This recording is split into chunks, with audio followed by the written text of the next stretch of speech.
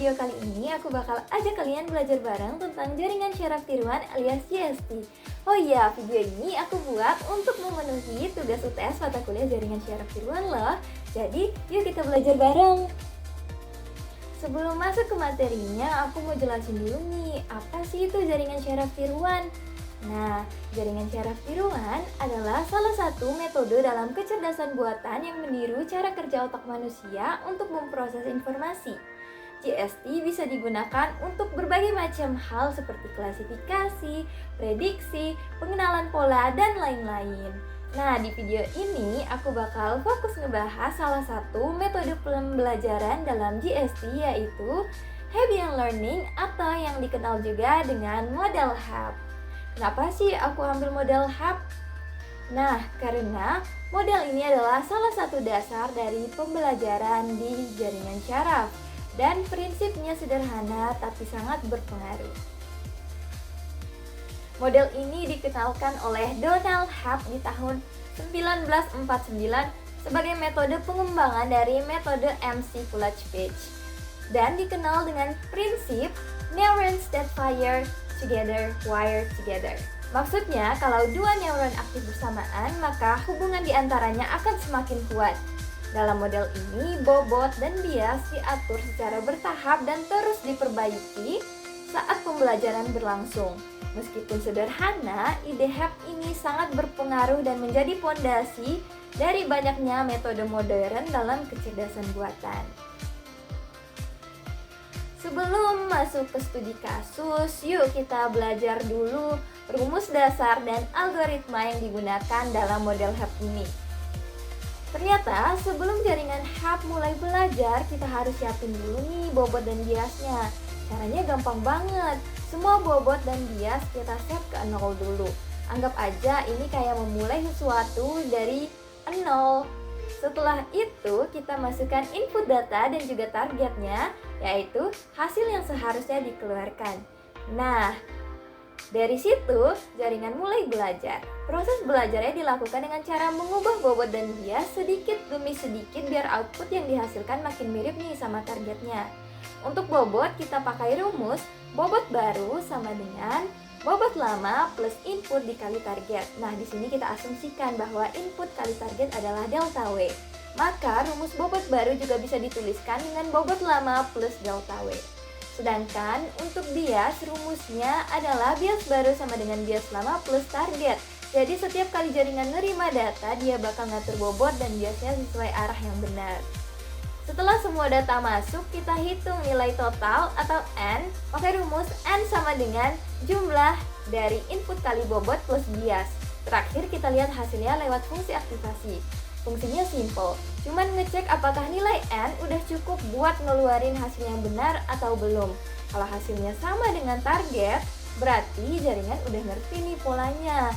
Nah, sesimpel itu cara kerja HAP, gampang dimengerti kan? Karena kalian udah ngerti, dan untuk lebih pahamnya, ayo kita langsung ke contoh kasusnya. Let's go!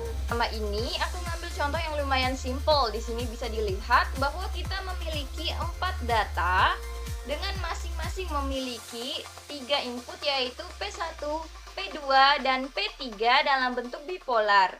Untuk menyelesaikan kasus ini, pertama-tama kita harus mencari perubahan bobot dan perubahan bias dengan rumus berikut, yaitu delta WI sama dengan P kali T atau bobot ke I dikali target, sedangkan untuk delta B sama dengan target.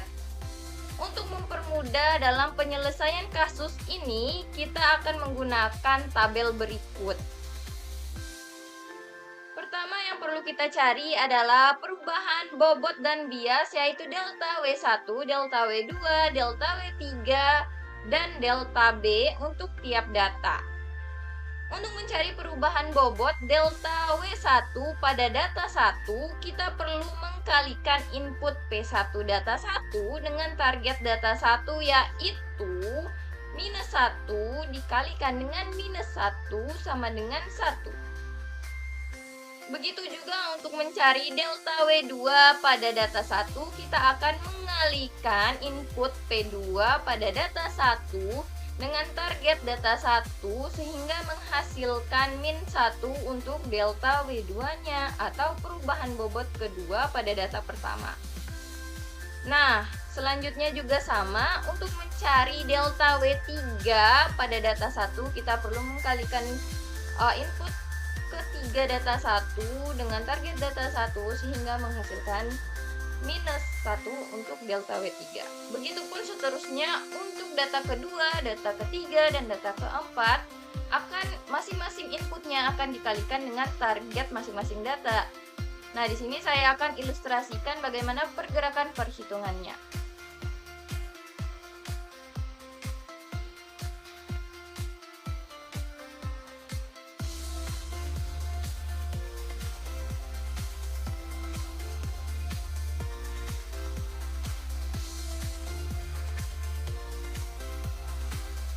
Nah, untuk mencari perubahan bias, kita hanya perlu menuliskan kembali target pada kolom perubahan bias atau delta W. Karena perubahan bias merupakan target. Nah, di sini target untuk data 1 adalah min 1, target data 2 adalah min 1, target data 3 adalah min 1, dan target data 4 adalah 1. Kita tuliskan kembali ke perubahan biasnya, yaitu delta B. Nah, selanjutnya kita akan melakukan iterasi perubahan bobot dan bias dengan rumus bobot baru sama dengan bobot lama plus delta W atau perubahan bobot. Nah, untuk iterasi pertama karena dimulai dari 0 untuk bobot dan bias, maka sudah dipastikan bahwa nilainya akan sama dengan delta W1, delta W2, delta W3, dan delta B. Sehingga di sini saya akan langsung memindahkan nilai dari delta W1, delta W2, delta W3, dan delta B ke W1, W2, W3, dan bobot untuk iterasi pertamanya.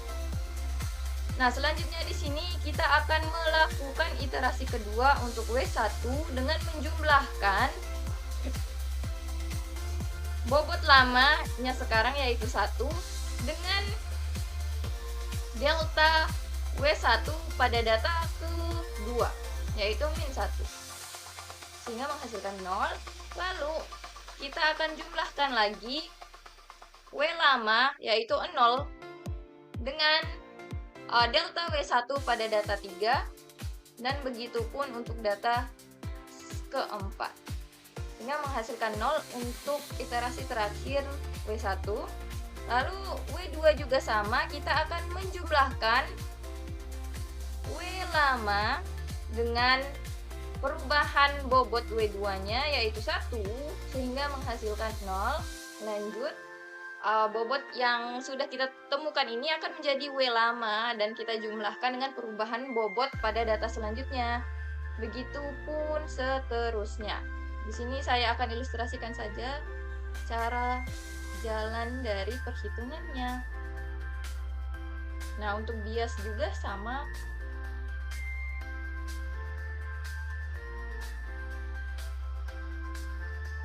Sehingga kita temukan pada iterasi terakhir bahwa W1 sama dengan 0, W2 sama dengan 0, W3 sama dengan 0, dan bobot sama dengan minus 2.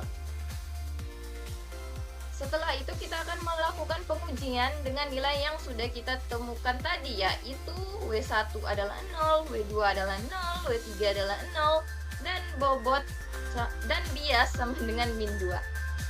Nah, setelah menemukan W1, W2, W3, dan B, kita akan memasukkannya ke rumus N, yaitu jumlah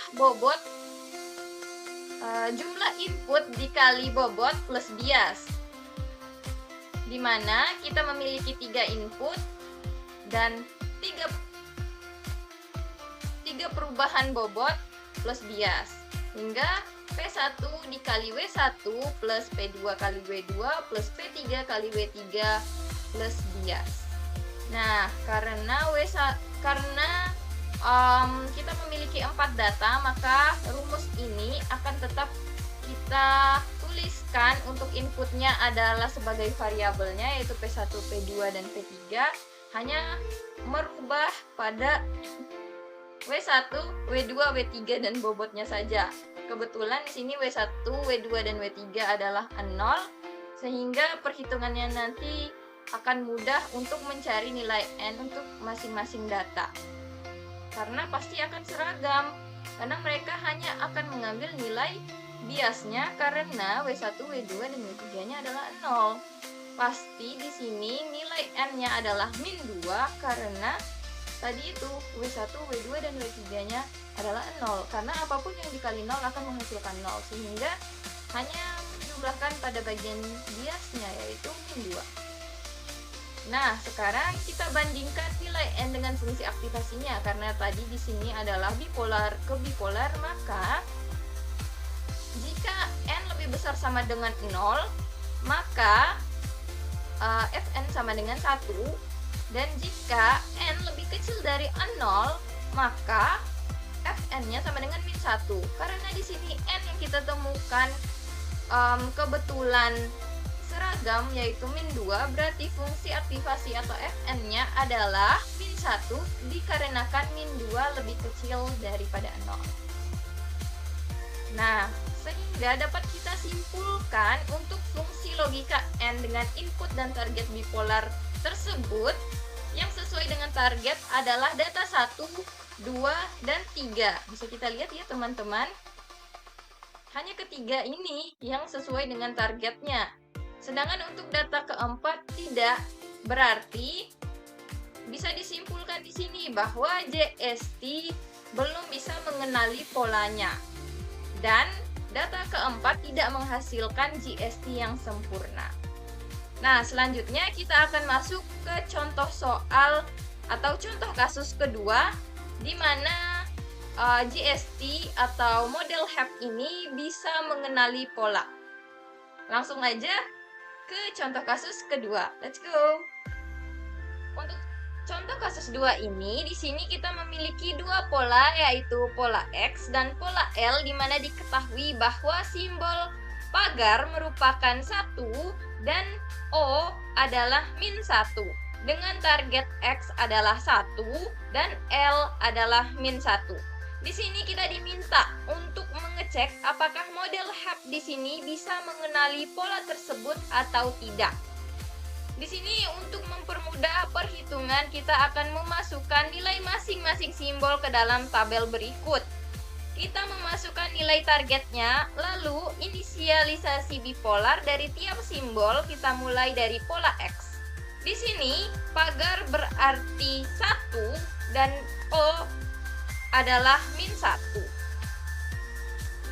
Nah, pola pertama pada X adalah pagar, sehingga untuk inputan pertama X adalah 1, kemudian O, maka inputan kedua X adalah min 1, lalu pagar untuk input ketiga yaitu 1, lalu O untuk inputan keempat yaitu min 1, kemudian 1,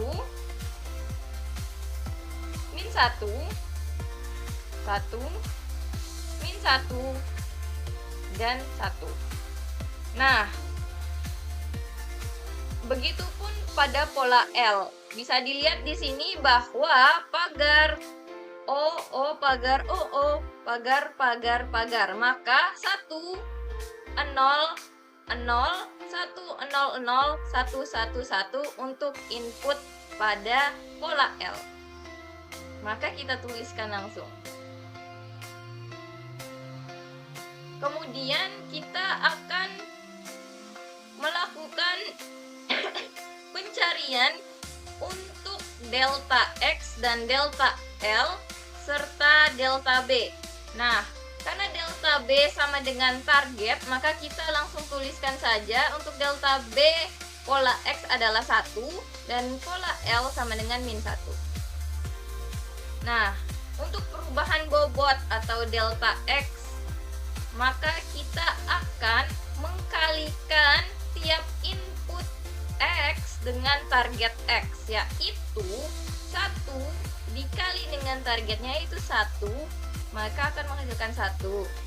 Begitupun untuk data untuk input selanjutnya pada X, sehingga menghasilkan min 1 untuk input kedua, perubahan bobot pada input kedua, 1 untuk perubahan bobot pada input ketiga, dan seterusnya. Begitupun untuk mencari delta L, yaitu mengkalikan input pertamanya dengan target, lalu input kedua dengan target, input ketiga dengan target, dan seterusnya, sehingga menghasilkan perubahan bobotnya seperti ini.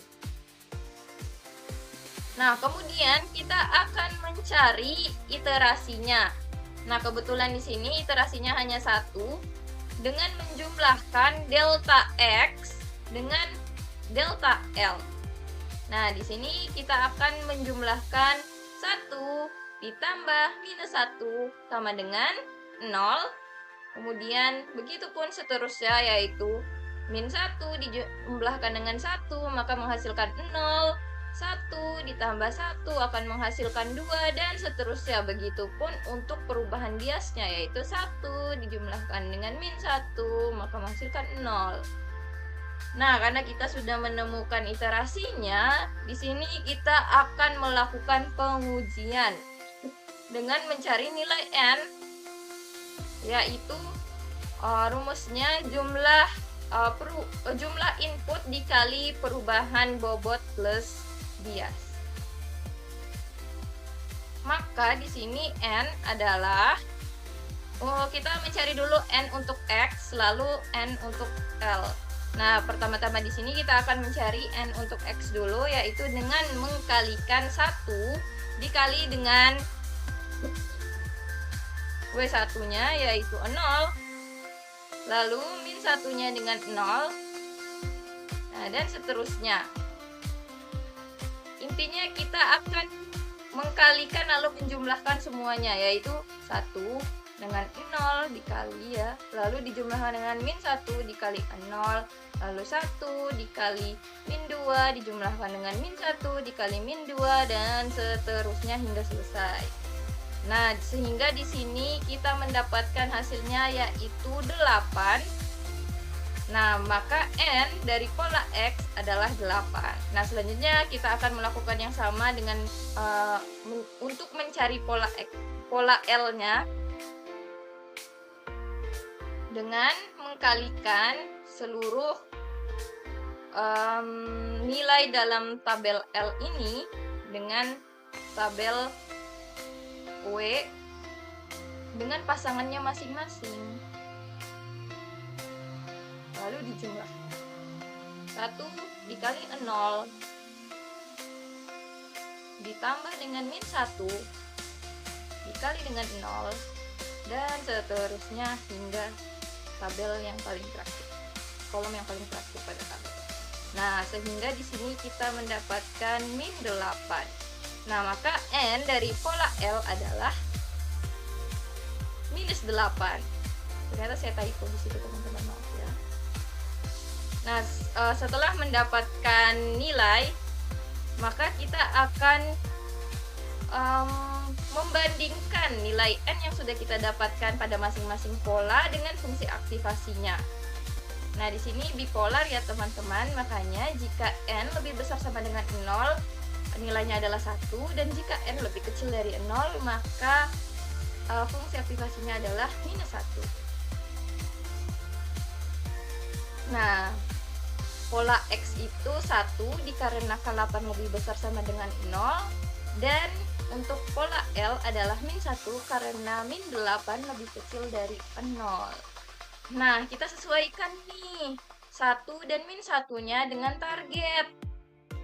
1 dan min 1 ini dengan target masing-masing. Nah, sudah sesuai kan, teman-teman?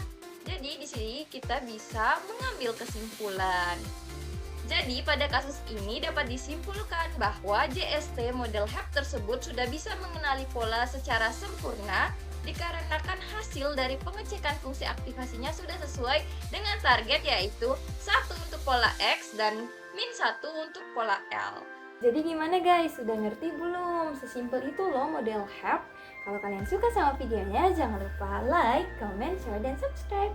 Annyeong! 감사합니다. Dadah.